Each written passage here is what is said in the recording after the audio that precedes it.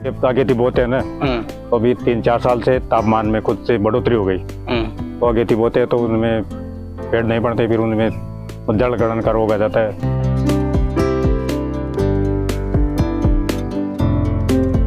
अगर आपकी फली जमीन में टच होती है तो ये समस्या आपको सबसे ज्यादा आ सकती है। देखिए आप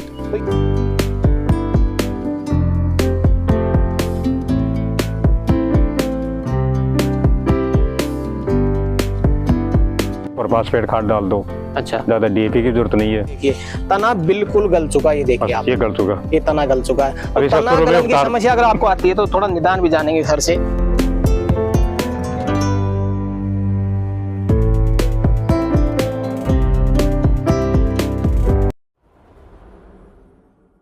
नमस्कार किसान भाइयों, फार्मिंग चैंपियंस यूट्यूब चैनल पर आप सभी किसान भाइयों का हार्दिक स्वागत है।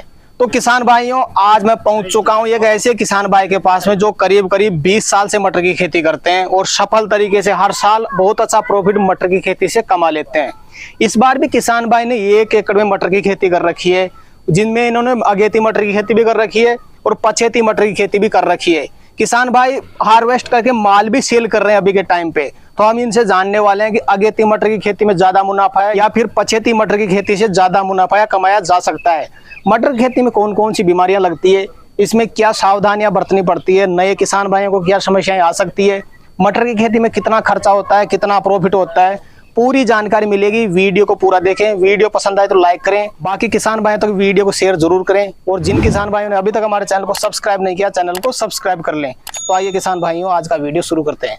सर नमस्कार। नमस्कार जी सर, नमस्कार सर जी। सबसे पहले तो अपना परिचय बता दिए किसान भाइयों को। सभी किसान भाइयों को मेरा राम राम। मेरा नाम रामजीलाल मीणा, सन ऑफ दामोदर मीणा, गांव रतनपुरा, तहसील बस्सी, जिला जयपुर, राजस्थान जी।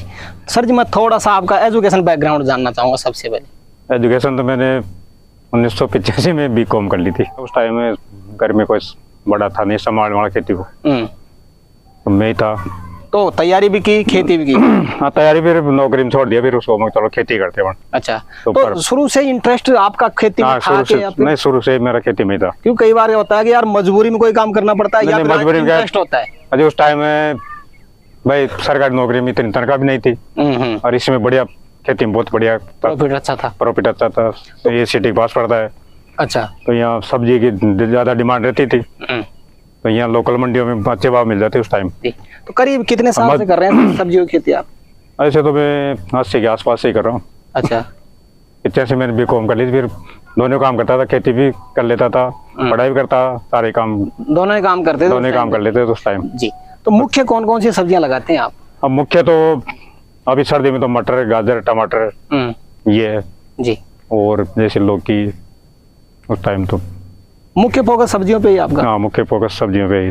तो सर जी, इस वीडियो में नए किसान भाई को गाइड करना चाहेंगे मटर की खेती के लिए, क्योंकि कई किसान भाई मटर की खेती करते भी हैं लेकिन उतना प्रॉफिट नहीं कमा पाते जितना अनुभवी किसान भाई कमा लेते हैं। बस मटर खेती में तो एक यही है, इसका सही टाइम पे बुआई कर दो। अच्छा, अब मटर खेती में आपके ये एक तो ये अगेती बोते हैं ना, तो अभी 3-4 साल से तापमान में खुद से बढ़ोतरी हो गई। तो अगेती बोते हैं तो उनमें पेड़ नहीं बढ़ते, फिर उनमें जड़गलन का रोग आ जाता है। अच्छा, और जो मीडियम रहती है नवंबर में वो भी सही रहती है, पर उसमें पाला पड़ने की संभावना ज़्यादा है। फिर बाद में थोड़ी सी लेट कर दो, दिसंबर में बोलो, उसके भी बढ़िया भाव मिल जाते हैं। तो आपने सर जी जैसे टाइम की थोड़ी बात कर लेते हैं। एक खेत में आपने उस तरफ भी लगा रखी है, इस खेत में आपने मटर लगा रखे हैं, तो क्या अलग अलग समय पे लगाए दोनों? नहीं, अलग अलग समय पे। वो तो चल रहे हैं अभी। अच्छा, उसकी हार्वेस्टिंग चल रही है? हार्वेस्टिंग चल रही है अभी। उसको 30-40 का मार्केट, 30-40 रुपए किलो के बाद बाजार भाव मिला। अपने अगर इस खेत की बात करें, कितने दिन बाद में चल जाएंगे अपने मटर? वही 10 दिन में। तो सर्दी हो गई, नहीं सर्दी नहीं होती तो अब चालू हो जाती है। अब तक चालू हो जाती है यहाँ पर इस सर्दी में तो हो गया। थोड़ा सर जी, आपके पास में करीब 20 से 30 साल का अनुभव है मटर की खेती का। सबसे बेस्ट समय के बारे में आपसे मैं जानना चाहूँ, कौन सा रहता है मटर के लिए जिसमें अपने को समस्या भी ना आए, मार्केट से दाम भी मिले? अब ऐसे तो बस सितंबर में, पहले सितंबर में बोते थे। उस टाइम तो सर्दी भी चालू हो जाती जल्दी, पर अब सर्दी अक्टूबर नवंबर तक ही नहीं चालू होती है। तो ऐसे अक्टूबर में लगा ले तो बढ़िया है। अच्छा, और फिर अक्टूबर में बढ़िया हो जाती है। उस टाइम थोड़ा तापमान भी गिरावट आ जाता है, तो इसमें तापमान कम होना चाहिए। 20 इफेक्ट पड़ता है अपना तापमान पे? तापमान पे पड़ता है। अगर तापमान ज्यादा होगा तो पौधा बेकार हो जाएगा। एक तरह से वायरस से जलन मान जल जाता है पौधा, आपका पौधा जल जाता है, नहीं होगा, नहीं इतनी ग्रोथ भी नहीं करता है, न इतना फल फूल आता है उसमें, सब तरह से वो हो जाता है। अच्छा, अब ये क्या, ये तो सर्दी की फसल है। अपना जो इस खेत में आपने बीज रोपण कब किया? इस खेत में इसमें नवंबर में किया था शायद, फर्स्ट में, 1 नवंबर के आसपास। फर्स्ट नवंबर के आसपास। थोड़ा अपना जो तरीका रहता है खेत तैयार करने का बीज रोपण से पहले का, वो भी बता दे किसान भाइयों को। नहीं इसमें कोई ज्यादा वो नहीं है, बस जैसे बाजरे खेत हो तो बाजरे खेत में भी उसको बाजरे काट के उसमें भी कर सकते हैं। बस 2 बार बुआई कर दो अच्छे से, फिर इसमें ये सुपर फास्फेट खाद डाल दो। अच्छा, ज्यादा डीएपी की जरूरत नहीं है, और थोड़ा यूरिया और वो सुपर फास्फेट मिला के वो कर दो, थोड़ा पोटाश डाल दो। अच्छा, तो इसमें बढ़िया ग्रोथ हो जाती है पौधों की, बढ़िया हो जाती है। तो गोबर का खाद यूज में नहीं लेते आप? नहीं गोबर का लेते हैं, पर गोबर में क्या है, ये पौधे ज्यादा बढ़वार करते हैं, तो कम खाद में सही रहती है। जैसे 1 एकड़ में कितना खाद डालें गोबर का अपन? गोबर का 1-2 ट्रॉली, 1 ट्रॉली खूब है, काफी रहेगी जी भाई, इतनी जरूरत नहीं पड़ती इसको खाद की। ज्यादा गोबर का खाद से ग्रोथ ज्यादा होती है। ग्रोथ ज्यादा, फिर माल कम आएगा, माल कम लगेगा। और इनको फिर बुआई भी थोड़ी सी ज्यादा वो भी नहीं होनी चाहिए, भाई 5 से 5 थोड़ी दूरी पौधे की सही हो तो बहुत सही। ये खाद डाल करके अपन ने जुताई कर दी है। कई किसान भाई सीडरिंग से उड़ाई भी करते हैं, कई किसान भाई लेबर लगा करके चुवाई करते हैं। सही सटीक तरीका कौन सा है? नहीं दोनों तरीके सही है। उसमें क्या, उसमें एक पड़ता है, और इसमें जैसे लेबर से करे तो उसमें एक जगह 3 दाने छोड़ने पड़ते हैं। अच्छा, और उसमें एक बीज पड़ेगा, तो दोनों सही है। समय की बचत करो तो पैसे के समय सही है, दोनों सही है, तो दोनों में सही हो जाता है। दोनों कर लिया, तरीका बढ़िया है, पर उसमें थोड़ा सा बीज ज्यादा लग जाता है ट्रैक्टर से बस ये है थोड़ा सा।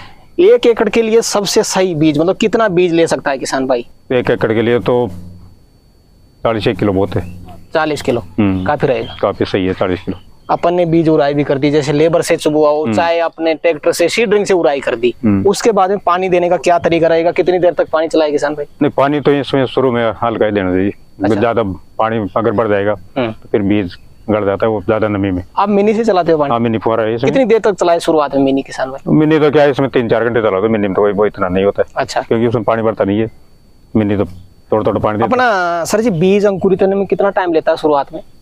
शुरुआत में तो अगर सर्दी का मौसम कम हो, सर्दी तो 5-6 दिन में निकले थे, और सर्दी हो गई तो 10 से थोड़ा टाइम ज्यादा ले लेते हैं, टाइम हो जाता है उसमें। जी, शुरुआत में पानी चला दिया, लेकिन बाद में पानी का क्या शेड्यूल बनाए जिससे अपने पौधे में फंगस भी ना आए? नहीं उसमें देखो वो पौधे निकलाए, बीज अंकुरित हो जाए, उसके बाद ही पानी दे। कितनी फिर का देना पर।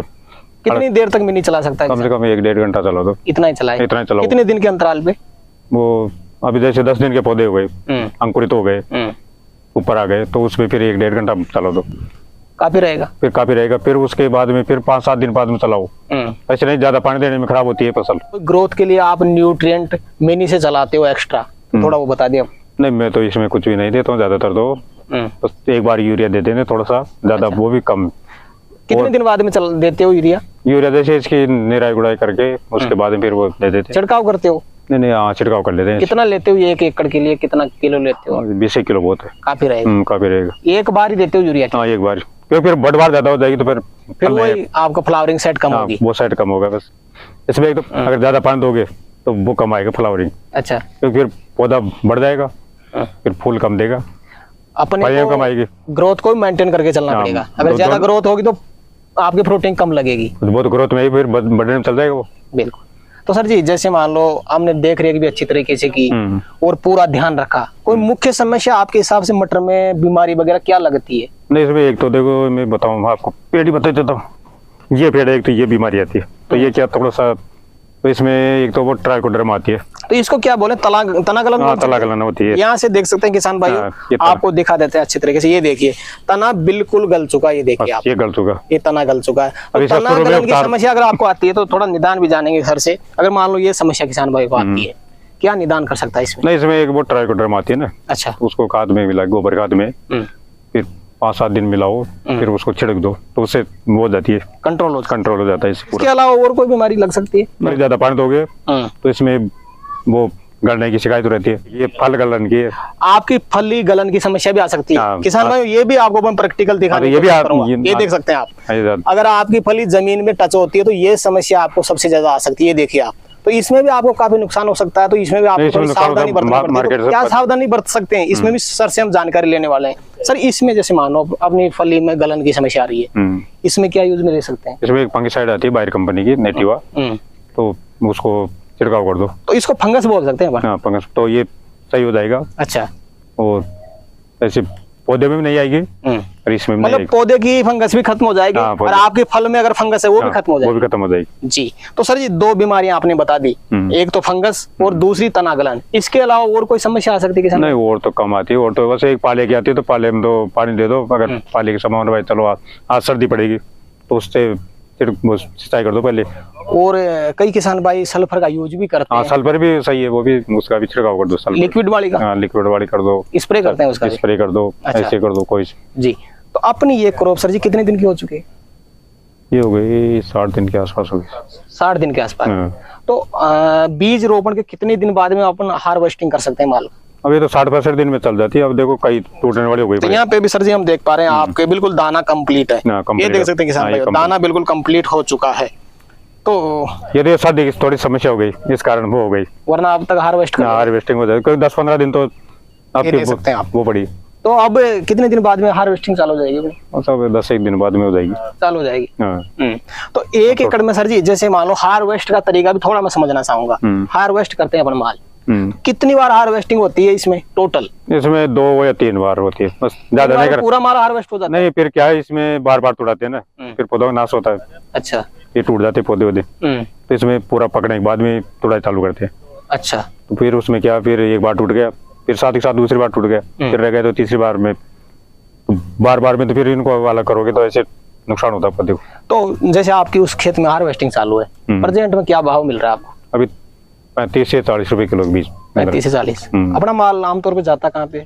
अब मोड़ा मंडी पे चल जाता है, सांगनेर गेट भी चल जाता है, यहाँ दौसा मंडी में यहाँ पे भेज देते हैं। हाँ यहाँ बेच देते हैं। तो सर जी 1 एकड़ में अगर कोई किसान भाई मटर की खेती करता है आपकी विधि से, तो कितना खर्चा हो सकता है अपना टोटल?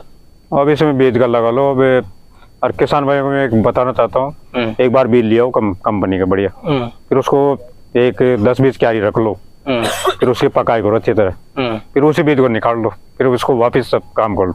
अब मेरी ऐसा ही लगा हुआ है ये बीज। मतलब मार्केट से परचेज की जरूरत तो नहीं है? मार्केट में 2-2.5 रुपए किलो बीज मिलेगा। अब मैंने कई बार श्री राम सलोनी का लिया था, वो 250 रुपए किलो आया था, तो मैंने 3-4 क्यारी रखी, फिर उसमें बीज कर लिया। फिर अब क्या देखो वही बीज है, वही वैरायटी, वही मतलब घर का ही बीज लिया आपने? घर का ही बीज हो गया। तो ये तो इसमें कितना बचत हो गई। अब ऐसे तो 40 किलो कितने हो गए, 8-10 हजार का बीज हो गया। हाँ। अब 10,000 में उसमें कितने 1,000-2,000 का भी हुआ वो। अगर बाजार पड़ी बेचते तो ज्यादा 1,000-2,000 की पड़ी होती वो। तो अब तक आपको क्या कोई फर्क लगा? फलियां उतनी सेट हो रही है? नहीं, उतनी सेट हो रही है फलियां तो। अच्छा। ये तो अब ये सर्दी में हो गई थोड़ी सी नहीं, फ्लावर भी कम हो गए सर्दी में, नहीं तो इतना ही माल आता। मैं तो हर साल ऐसे ही करता हूँ। मतलब अपन अगर घर पे बीज तैयार करेंगे तो भी उतना ही उत्पादन अपन ले सकते हैं? हाँ उतना ही, बस ज्यादा 19-20 रहता नहीं, ज्यादा फर्क नहीं रहता। ज्यादा फर्क नहीं रहता बस। जी, तो सर जी 1 एकड़ में टोटल खर्चा बता दिया अपने तरफ, कितना हो सकता है टोटल? और टोटल लगाओ खर्चा तो बेच बुराई बुआई सब 10,000 खर्चा मान लो। टोटल 10,000 का खर्चा? 10,000 में। जी, तो सर जी वीडियो के अंत में कोई मुख्य चीज अगर मटर की खेती में नए किसान भाई को कोई समस्या या कोई और चीज आप बताना चाहें तो बता सकते हैं अपनी तरफ से। अब इसमें तो ज्यादा समस्या नहीं है, कि ये है अगर ये अपन फवारे से सिंचाई करते हैं ना, तो इसमें थोड़ा सा पालना पड़ने की ज्यादा संभावना रहती है। पहली पुरानी विधि से करे क्यारी से, तो उसमें बहुत कम हो जाती है संभावना पानी। उसमें कोई दवाई देने की जरूरत नहीं पड़ती, पर उसमें थोड़ा सा मेहनत होती है आजकल के किसानों को। जी बिल्कुल, तो इसलिए करना नहीं चाहती उसको। हाँ, तो थोड़ा पाले का ध्यान रखे। हाँ बस, बाकी ज्यादा समस्या इसमें नहीं है। नहीं ज्यादा समस्या, कोई बीमारी भी नहीं आती है। फिर ये जानवर थोड़े से ये पक्षी ये खाते हैं बस, वो भी नुकसान कर, बहुत नुकसान कर जाते हैं। जी, तो सर जी आज किसान भाइयों के लिए आपने समय निकाला और एक सटीक जानकारी किसान भाइयों तक पहुंचाई, उसके लिए आपका बहुत बहुत धन्यवाद। नमस्कार साहब, बहुत आपका भी बहुत बहुत धन्यवाद साहब। धन्यवाद सर। तो किसान भाइयों जानकारी कैसी लगी हमें कमेंट करके जरूर बताएं। वीडियो पसंद आए तो वीडियो को लाइक करें, बाकी किसान भाइयों तक वीडियो को शेयर जरूर करें, और जिन किसान भाइयों ने अभी तक हमारे चैनल को सब्सक्राइब नहीं किया चैनल को सब्सक्राइब कर लें। तो किसान भाइयों आज के लिए इतना ही, मिलते हैं नई वीडियो में, तब तक के लिए जय जवान जय किसान।